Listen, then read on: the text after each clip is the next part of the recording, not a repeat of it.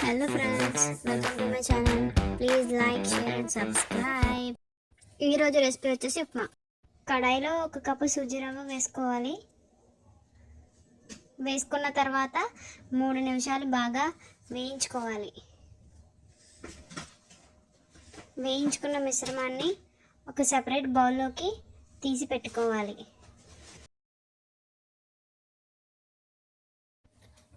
అదే కడాయిలో 3 చెంచాల నూనె వేసి మరిగించండి. నూనె బాగా మరిగాక 2 చెంచాల పల్లీలు, 2 చెంచాల పచ్చిశనగపప్పు, మినప్పప్పు, కట్ చేసి పెట్టుకున్న జీడిపప్పు,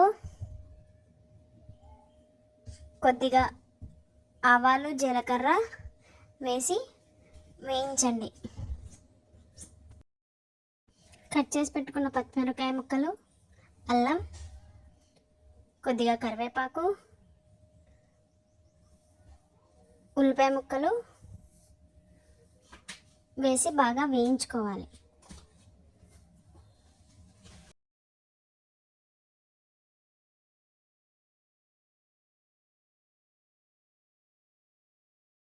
వేయించుకున్న ఈ మిశ్రమంలో 1.5 కప్పు నీరు పోసుకోవాలి.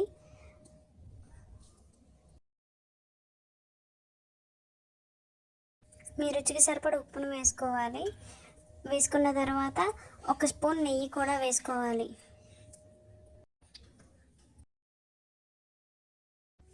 నీటిని బాగా మరిగించాక అందులో మనం వేయించి పెట్టుకున్న ఉప్మా రవ్వని స్లోగా కలుపుకుంటూ, ఉండలు లేకుండా కలుపుకుంటూ వేసుకోవాలి.